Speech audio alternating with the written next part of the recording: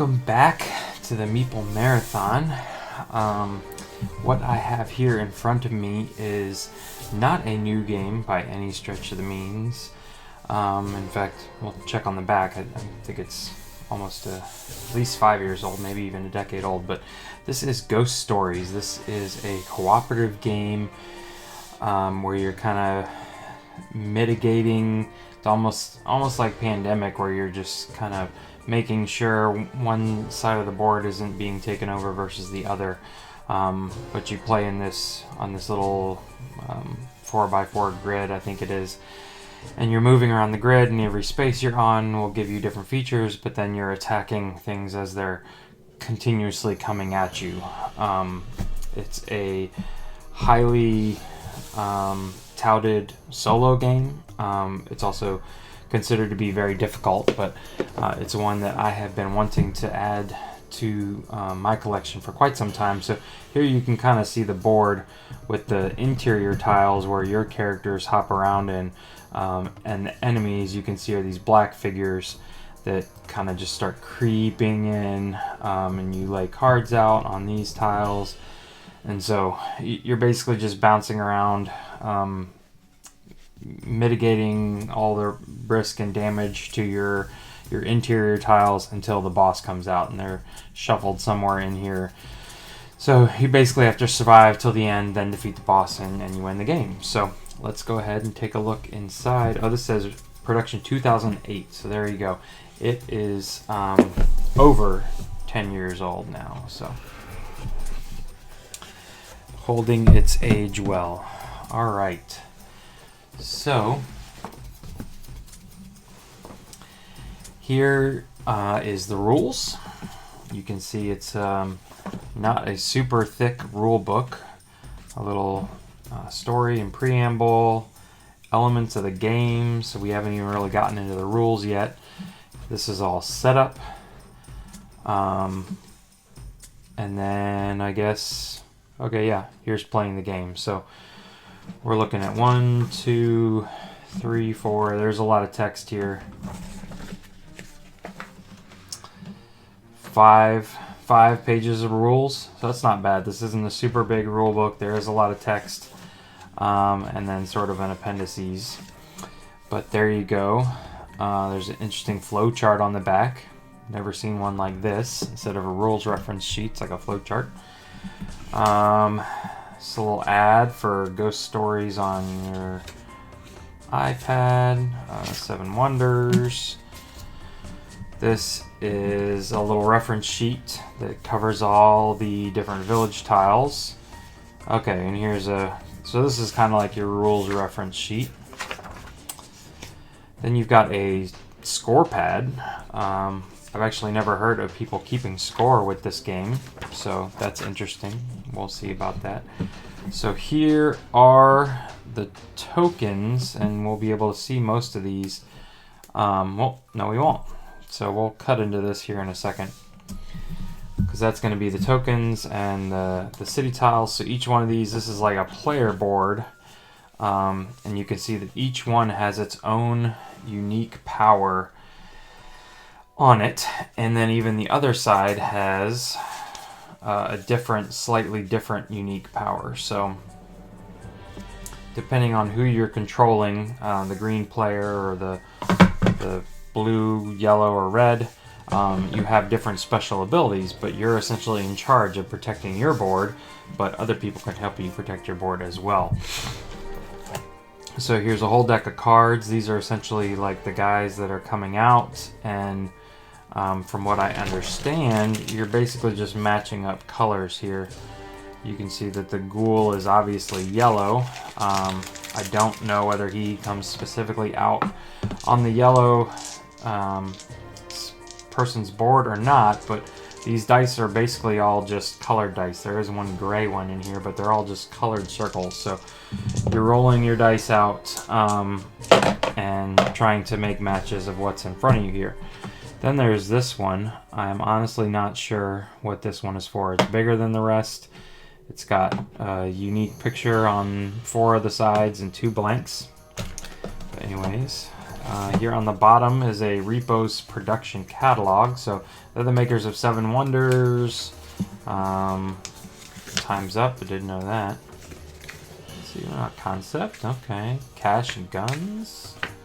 Alright, and then lots of Seven Wonders stuff in here, I'm sure. Yep. Ghost Stories, there's a couple expansions you could get. Masquerade. So, alright, and then these are the miniatures. These are not like super fancy detailed miniatures or anything like that, but they get the job done. So here are your kind of ghost figures. These guys are what you know, you're trying to keep at bay. Here are the heroes. They are unique in their color, but their sculpts are all the same. But there they are. I guess you could paint them up, but probably not super necessary. And then there's these little Buddha tokens, which are pretty cool. Little golden Buddha tokens. Alright, so let's take a quick look at the cards here since we have them out in front of us.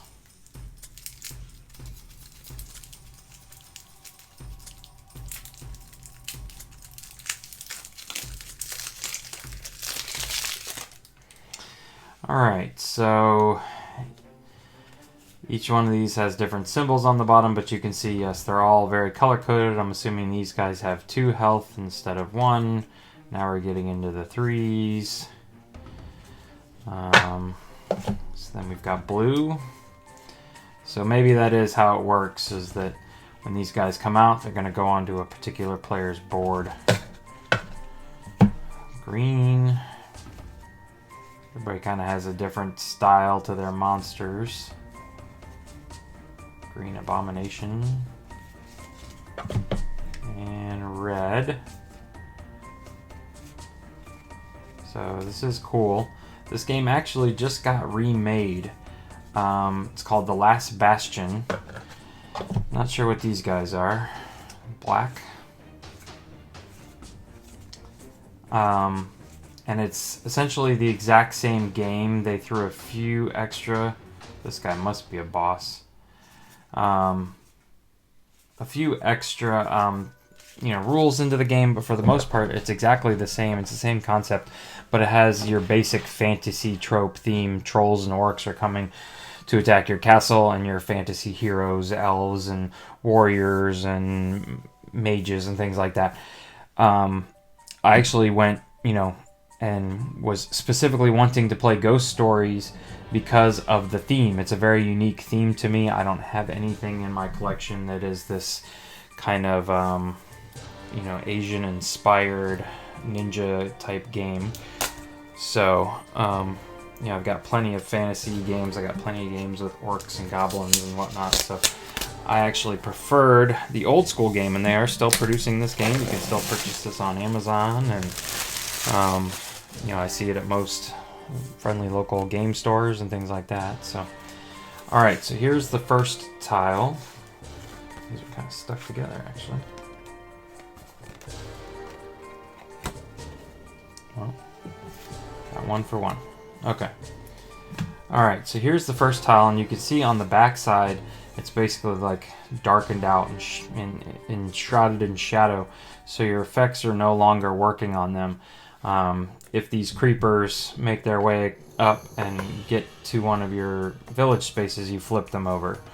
I'm not sure what all these other... I guess I could flip this over so you could make sense to you, but I'm not sure what all these tokens here stand for, but you know, this is pretty basic cardboard. It's nice that these tiles aren't card stock, you know, so they're gonna should lay nice and flat on the board. And then there's just this. There's not a whole ton of components to this game. It should be pretty straightforward. So there's the other ones. Again, just another mixture of different tokens here, and these make up the market one. And I'm not sure. This just appears to be a blank one. Maybe you could make your own tile, or maybe they just had some space to fill. So there's not a whole lot here, but there is a decent amount, and it's a pretty standard box. Kind of feels like Fantasy Flight in here with this saber here, but let's see if we can't organize this a little better. All right, that looks a lot better. This is pretty straightforward here. What I have done is gotten a baggie. I've gotten a slightly larger baggie, mainly because I threw the cards, the main ghost cards, in this baggie.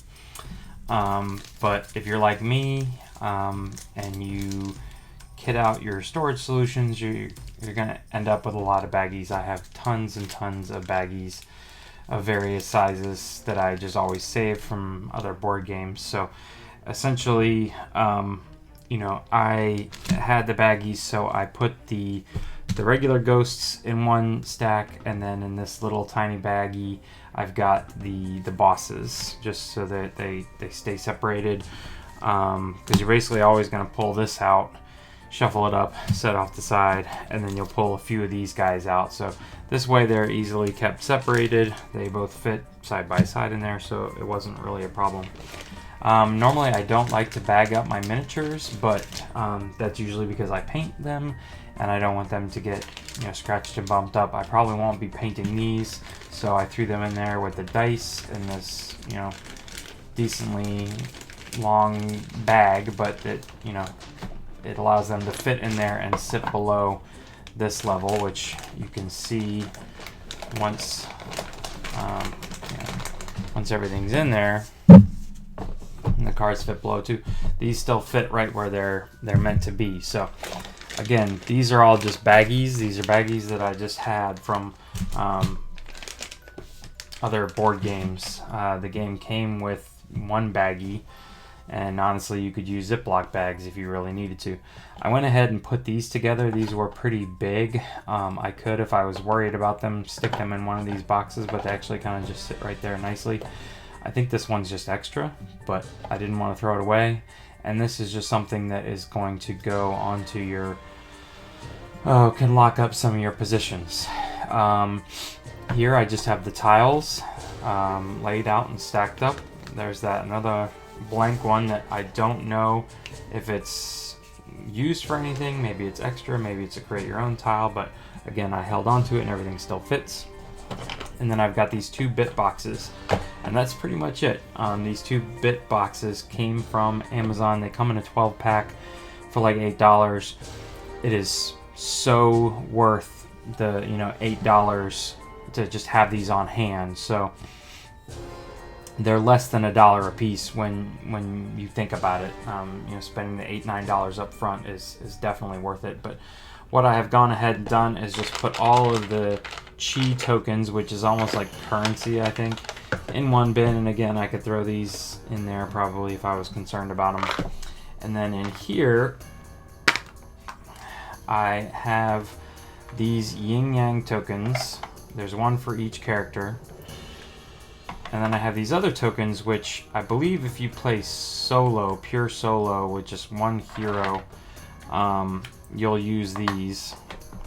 So those seemed separated. And then there was these big ones that I deliberately put down all of these, which I'm not sure what they're for, but there's, you know, sticky rice for the yellow player and these bells for the green player, and, you know, there are like 5 of each token. So I'm not sure what these are for, but I figured that these things here all looked important. So I used these big ones as kind of like a divider, because I know I'm going to need these every game. There's a good chance I'm going to need these every game. So, you know, what I did is that I say, oh, I'll just pull out this stuff on top. I know I'm going to need them. I know I'm going to want them out. Pull these off. And then this can just set off to the side, and I can pull stuff out of it as I need to. Same with this. So again, you could put these in there or switch them around. You could easily even throw those in there like that. They, you know, they're so easy to see compared to the brown. But that's just how I decided to organize them. But there you have it. You could also, I checked, the miniatures will fit in here if you do like all the black guys in one, and then the heroes, the Buddha golden ones, and the dice will fit in one. And you could put these in a baggie. So that would work. You could flip-flop what's in here, put them in here if you felt like you were worried about these getting bent up and you didn't care about just dumping out your tokens at the end of the night. But I prefer to have it this way. I feel like it makes for a cleaner board, easier cleanup, things like that. So again, just so you can see it all go back into the box here. And these are kept nice and tight. They're not going to slide around at all.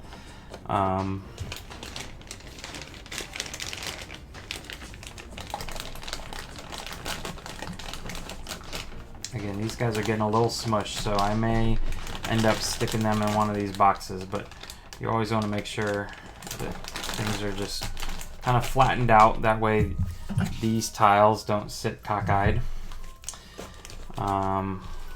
Again, you could put all of these cards in one baggie, and they're pretty close. There's a little bit more room when you divide them up like this for these to sit cleanly.